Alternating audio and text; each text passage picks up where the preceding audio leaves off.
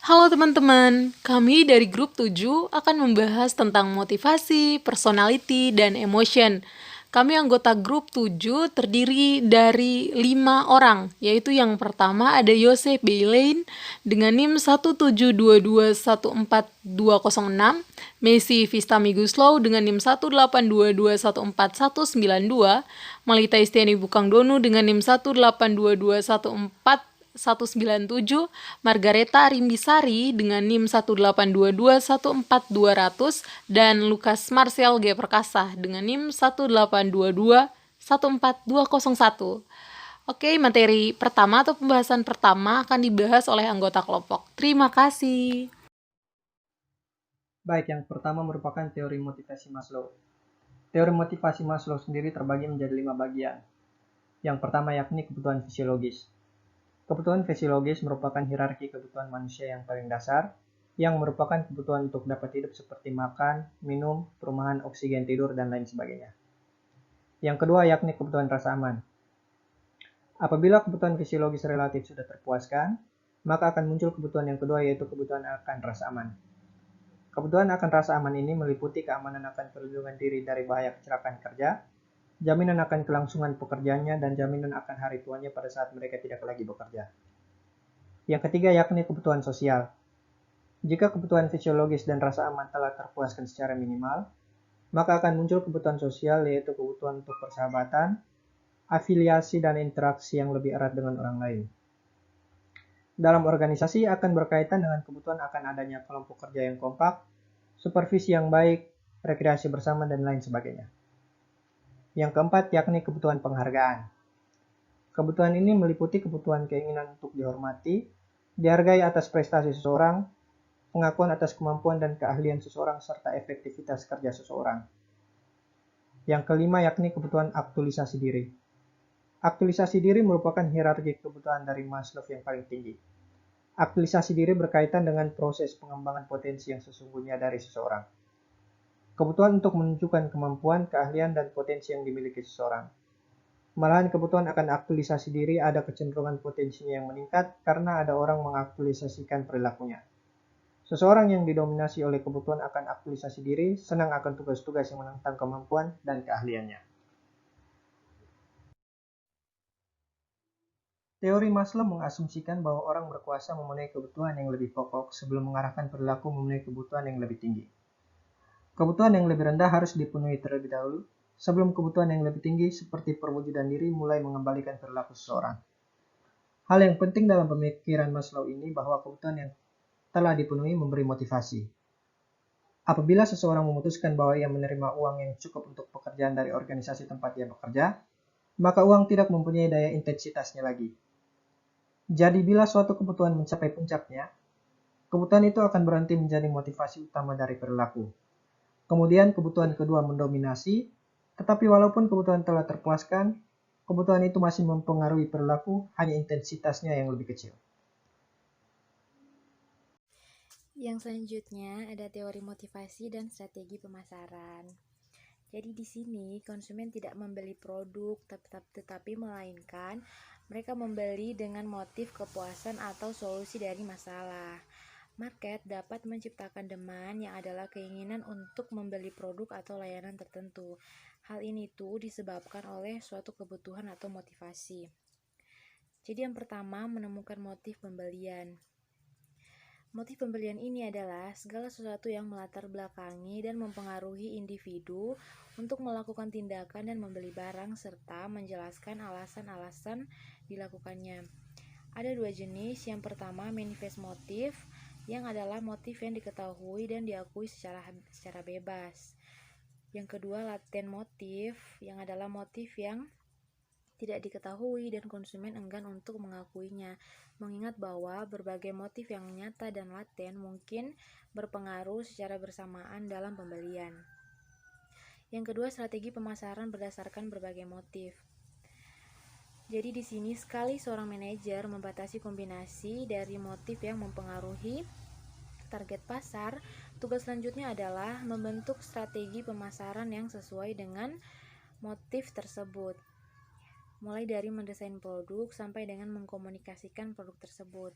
Pertimbangannya itu melibatkan lebih dari satu motif. Jadi di sini produk harus memiliki keuntungan yang lebih. Motif yang digunakan ada motif manifest atau motif laten yang sudah seperti saya jelaskan tadi. Yang ketiga itu motivasi dan keterlibatan konsumen. Motivasi dan keterlibatan konsumen adalah kondisi motivasional yang disebabkan oleh persepsi konsumen terhadap produk, merek, atau iklan yang relevan atau menarik. Needs memiliki peran yang kuat dalam menentukan apakah relevan atau menarik bagi konsumen. Jadi keterlibatan yang dimaksud di sini merupakan penentu penting bagaimana caranya konsumen memproses informasi dan mempelajari informasi tersebut.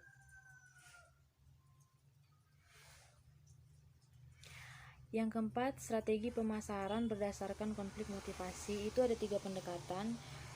Yang pertama itu pendekatan konflik motivasi. Jadi di sini seorang konsumen yang harus memilih antara 2 alternatif yang menarik.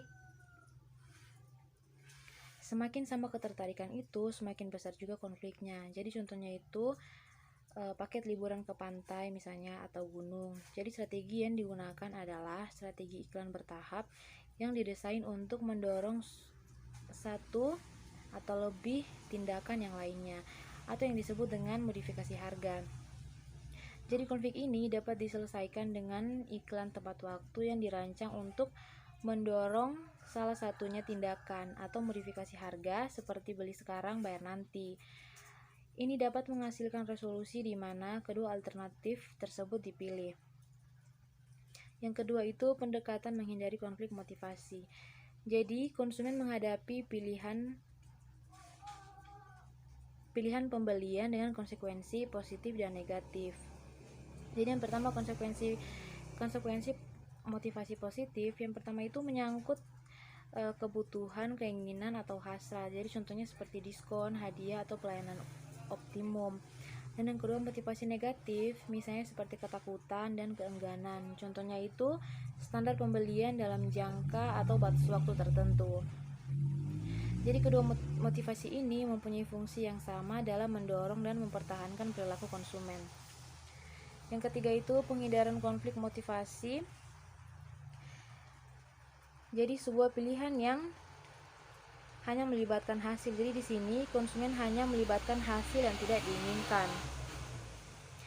Contohnya itu terdapat barang yang rusak tetapi masih dengan menggunakan strategi sistem kredit. Dan yang kelima yang terakhir, strategi pemasaran berdasarkan fokus regulasi. Di sini konsumen seringkali strategis dalam hal perilaku yang mereka pilih untuk mencapai hasil yang diinginkan. Jadi beberapa diantaranya adalah fungsi kepribadian yang terkait dengan serangkaian motif tertentu yang menonjol atau penting saat konsumen bereaksi untuk merangsang dan membuat keputusan. Contoh yang dapat digunakan pemasar itu yang pertama seperti tema iklan dengan pencapaian atau promosi versus penghindaran atau pencegahan. Dan yang kedua itu seperti bingkai pesan dengan manfaat yang bisa diperoleh dari promosi versus kerugian yang harus dihindari atau pencegahan. Oke teman-teman, kali ini saya akan membahas tentang definisi kepribadian dan teorinya. Nah, definisi kepribadian. Kepribadian adalah kecenderungan respons karakteristik individu di seluruh situasi yang serupa. Jadi contohnya itu misalnya ada 2 konsumen. Mungkin memiliki kebutuhan yang sama misalnya dalam hal produk. Nah, konsumen pertama itu ketika menggunakan produk dia merasa kurang puas dengan produk tersebut. Sedangkan konsumen kedua ketika menggunakan produk tersebut dia merasa sangat puas dengan produk itu. Nah, dalam hal ini itu berbeda dalam tingkat ekstroversinya atau tingkat kesenangannya. Dan sebagai akibatnya itu berpengaruh terhadap perilaku. Nah, meskipun ada banyak teori kepribadian, teori yang paling berguna dalam konteks pemasaran itu disebut dengan teori sifat. Nah, teori sifat memeriksa kepribadian sebagai individu perbedaan dan dengan demikian memungkinkan pemasar untuk mensegmentasi konsumen sebagai fungsi dari perbedaan kepribadian mereka. Jadi di sini itu teori sifat itu memeriksa perbedaan kepribadian individu, dan dengan teori ini itu memungkinkan pemasar untuk mensegmentasi konsumen. Sebagai apa? Sebagai fungsi dari perbedaan kepribadian mereka. Nah, terus yang berikut itu teori sifat berasumsi bahwa yang pertama, semua individu memiliki karakteristik internal atau ciri-ciri yang terkait dengan kecenderungan tindakan. Dan yang kedua, ada perbedaan yang konsisten dan terukur antara individu pada karakteristik tersebut. Jadi, kebanyakan teori sifat ini menyatakan bahwa sifat diwariskan atau dibentuk sejak usia dini dan memang ada relatif tidak berubah selama bertahun-tahun. Nah, beberapa peneliti sifat mencoba memeriksa seluruh profil kepribadian konsumen. Nah, di sini ada 2 pendekatan. Yang pertama itu pendekatan multi-trait. Nah, pendekatan multi-trait ini paling umum digunakan oleh pemasar adalah 5 faktor model. Dalam teori ini mengidentifikasi 5 ciri dasar yang dibentuk oleh genetika dan pembelajaran awal. Nah, 5 ciri ini ada beserta dengan manifestasinya. Yang pertama itu ada ekstroversi. Nah, manifestasinya itu lebih suka berada dalam kelompok besar daripada sendirian, cerewet saat dengan orang lain, dan mencolok. Nah, yang kedua itu ada ketidakstabilan. Manifestasinya itu murung, emosional, dan mudah tersinggung. Nah, yang ketiga itu ada persetujuan. Manifestasinya yaitu simpatik, baik kepada orang lain, dan sopan dengan orang lain. Terus yang berikutnya itu ada keterbukaan untuk mengalami atau keterbukaan terhadap pengalaman. Nah, manifestasinya yaitu imajinatif, apresiasi seni, dan temukan solusi baru. Dan yang terakhir ada kesadaran. Nah, manifestasinya yaitu cermat, tepat, dan efisien. Yang kedua ada pendekatan sifat tunggal. Nah, dalam pendekatan sifat tunggal ini, mereka tidak menyarankan bahwa sifat-sifat lain tidak ada atau tidak penting. Sebaliknya, mereka mempelajari satu sifat untuk relevansinya dengan serangkaian perilaku.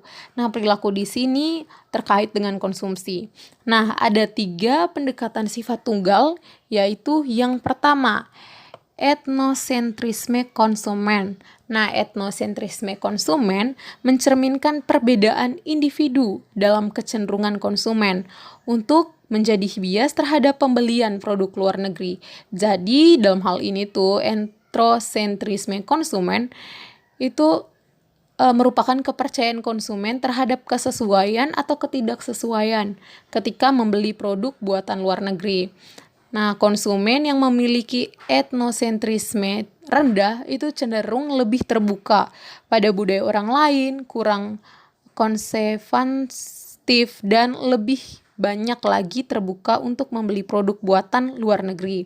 Sedangkan konsumen yang memiliki etnosentrisme tinggi itu cenderung lebih sedikit terbuka untuk budaya lain, lebih konservatif, dan lebih cenderung menolak produk buatan luar negeri.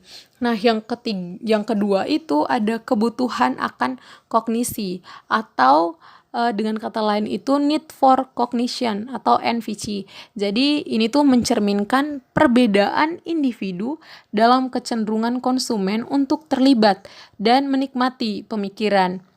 Jadi kebutuhan akan kognisi di sini itu peneliti mengaitkan kebutuhan akan kognisi dengan karakteristik demografis seperti jenis kelamin. Misalnya nih, wanita pada umumnya lebih tinggi di need for cognition atau NVC.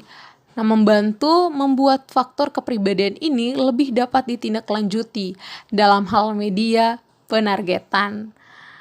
Jadi kebutuhan akan kognisi ini dia itu membantu faktor kepribadian yang dapat ditindaklanjuti dalam media penargetan. Nah, yang terakhir, ada kebutuhan konsumen akan keunikan. Nah, dalam hal ini tuh mencerminkan perbedaan individu dalam kecenderungan konsumen untuk mengejar perbedaan relatif terhadap orang lain melalui akuisisi, pemanfaatan, dan disposisi barang konsumsi. Ini mempengaruhi apa yang konsumen miliki dan menghargai, mengapa mereka memilikinya dan bagaimana mereka menggunakannya. Konsep ini tuh sesuai dengan praktik pemasaran yang semakin umum tentang kelangkaan yang disengaja. Nah, misalnya nih, sekarang itu kan banyak ya ditemukan mereka itu memproduksi lebih sedikit barang dari permintaan yang diprediksi. Nah, strategi seperti itu membantu menjaga keunikan produk dan meningkatkan kekhasan dan status mereka yang dimiliki. Nah, itu adalah beberapa teori dari kepribadian dan teorinya. Nah, selanjutnya akan dijelaskan oleh teman saya. Terima kasih. The use of personality in marketing practice. Citra merek adalah apa yang dipikirkan dan dirasakan orang ketika mereka mendengar atau melihat nama merek.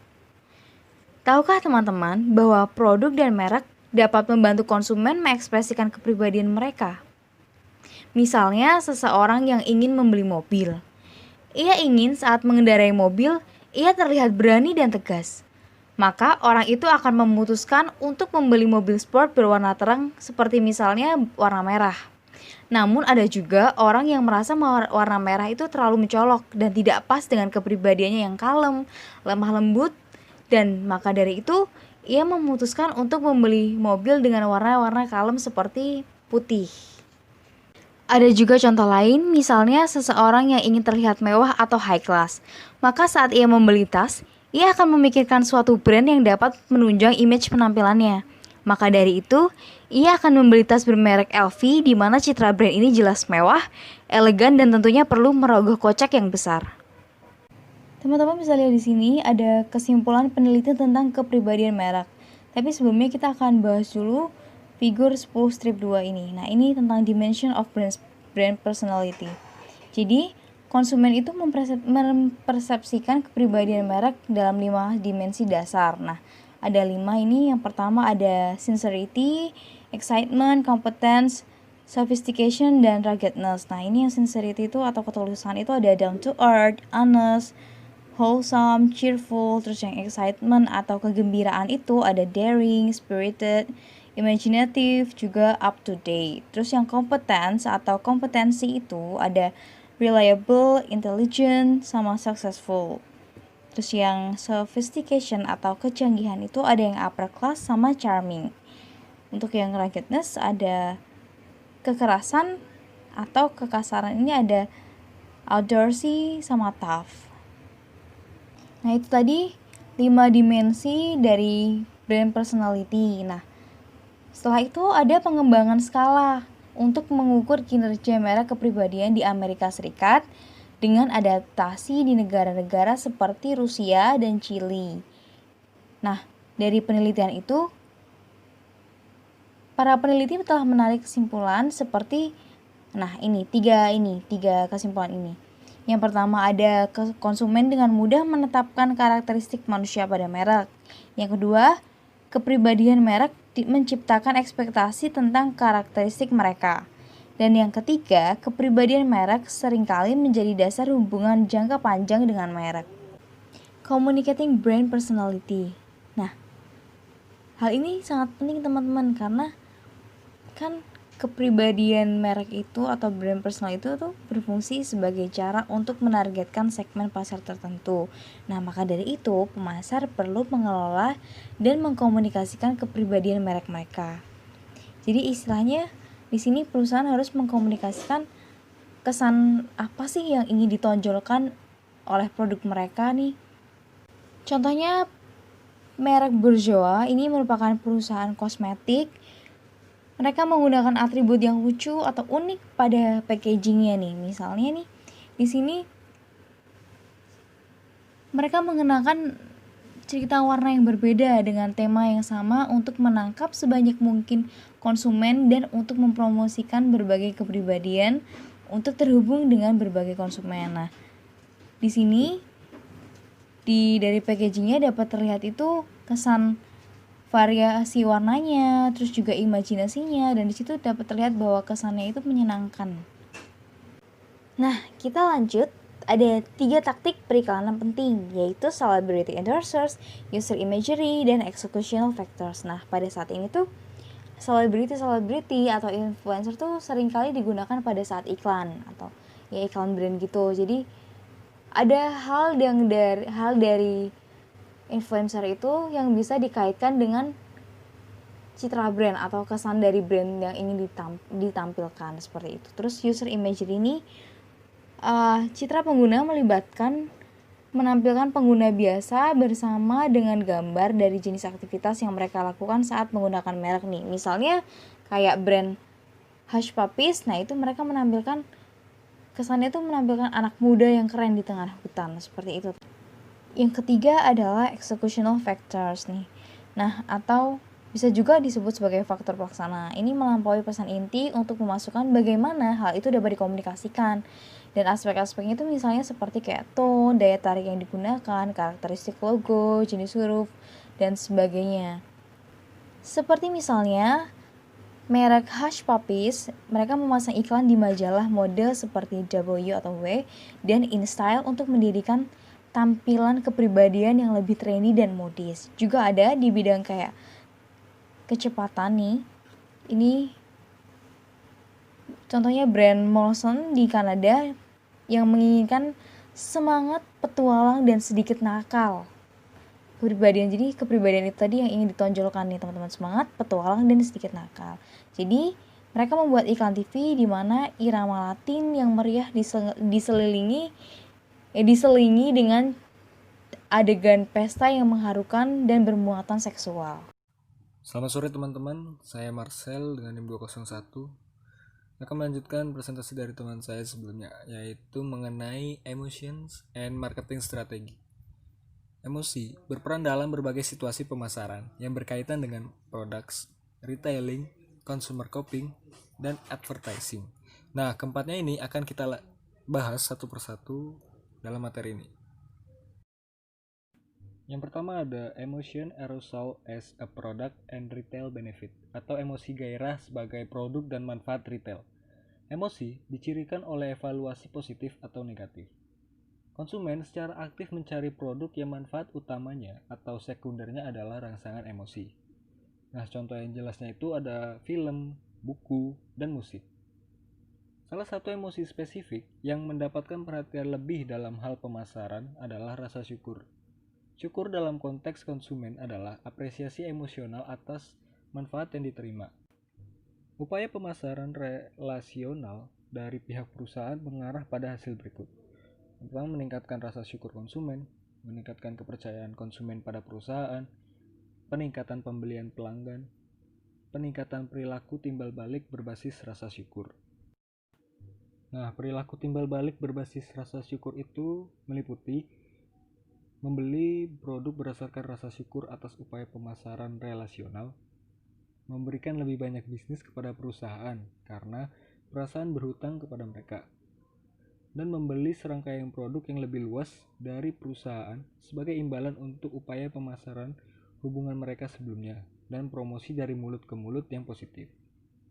Nah, teman-teman, ternyata syukur itu adalah emosi yang kuat. Hal ini menyebabkan konsumen ingin memberi penghargaan kepada perusahaan atas upaya pemasaran relasional mereka dengan cara yang mengarah pada penjualan yang lebih besar dan promosi dari mulut ke mulut yang positif. Yang kedua ada emotion reduction as a product and retail benefit, atau pengurangan emosi sebagai produk dan manfaat retail. Ada beberapa orang yang suka merasa sedih, insecure, tidak berdaya, terhina, ataupun jijik. Nah, menanggapi hal ini, pemasar merancang atau mempromosikan banyak produk untuk mencegah atau mengurangi rasa emosi yang tidak menyenangkan. Contohnya seperti ada obat-obatan untuk penenang, produk penurun berat badan, produk-produk kecantikan, dan lain sebagainya. Yang ketiga ada consumer coping in product and service encounters, atau penanganan konsumen dalam pertemuan produk dan layanan. Konsumen harus mengatasi emosi negatif yang mereka alami dalam berbagai situasi pemasaran. Penghindaran merupakan reaksi umumnya. Konsumen mengatasi dengan melibatkan pikiran dan perilaku konsumen sebagai reaksi terhadap situasi yang memicu stres yang dirancang untuk mengurangi stres dan mencapai emosi positif yang lebih diinginkan. Misalnya, ketika ada keputusan yang melibatkan pertukaran yang menimbulkan emosi negatif yang kuat. Contohnya kayak harga versus keamanan suatu barang tersebut. Nah, konsumen akan lebih sering menunda pembelian untuk menghindari dalam pengambilan keputusan yang salah. Ada 3 jenis dalam menanggapi emosi negatif yang berasal dari peristiwa stres seperti layanan pelanggan yang buruk atau kegagalan produk, yaitu penanganan aktif, pencarian pendukung ekspresif, dan penghindaran. Yang pertama, penanganan aktif. Ini memikirkan cara untuk memecahkan masalah, menahan diri untuk menghindari perilaku gegabah, dan memanfaatkan situasi sebaik-baiknya. Nah, sedangkan pencarian dukungan ekspresif melampiaskan emosi dan mencari bantuan emosional dan fokus pada masalah dari orang lain. Sedangkan yang terakhir, penghindaran, menghindari pengecer secara mental atau fisik atau terlibat dalam penyangkalan diri sepenuhnya dari acara tersebut. Konsumen yang memiliki kecerdasan emosional yang lebih tinggi lebih baik dalam memahami, memfasilitasi, dan mengelola informasi emosional. Kegagalan menyalurkan perasaan seperti itu dengan tepat dapat mengakibatkan kemarahan. Jika itu terjadi, perusahaan perlu memahami apa yang memicu kemarahan tersebut, melatih karyawan mereka sehingga mereka dapat terlibat dalam perilaku untuk meminimalkan kemungkinan mereka, dan melatih karyawan mereka secara efektif dan aman menangani kemarahan tersebut ketika itu terjadi. Yang keempat ada emotion in advertising atau emosi dalam periklanan. Emosi seringkali digunakan dalam periklanan, terlepas dari apakah hal itu secara khusus relevan dengan kinerja merek. Iklan emosional yang memicu emosi dan dievaluasi secara positif akan meningkatkan rasa menyukai iklan tersebut. Namun, iklan yang menjengkelkan dapat menimbulkan reaksi negatif terhadap merek yang diiklankan. Dalam hal ini, iklan bernuansa hangat akan lebih disukai daripada iklan yang netral. Menyukai iklan berdampak positif pada menyukai produk dan niat membeli. Pemaparan berulang ke iklan yang membangkitkan emosi positif dapat meningkatkan preferensi merek melalui pengkondisian klasik. Penyandingan emosi positif yang berulang sebagai respon tanpa syarat dengan nama merek sebagai stimulus terkondisi dapat mengakibatkan pengaruh positif yang terjadi saat nama merek disajikan. Beriklan menggunakan daya tarik emosional terus menjadi populer. Misalnya seperti Zippo meluncurkan kampanye berbasis emosi untuk korek api. Itu menggunakan 8 iklan cetak, masing-masing dengan gambar korek api yang terukir dan judul sederhana. Cinta sejati bukan sekali pakai. Sekian dari presentasi kelompok 7. Semoga teman-teman dapat memahami materi ini dengan baik. Untuk lebih lengkapnya, teman-teman dapat lihat di e-book halaman 353 sampai 376. Sekian dan terima kasih.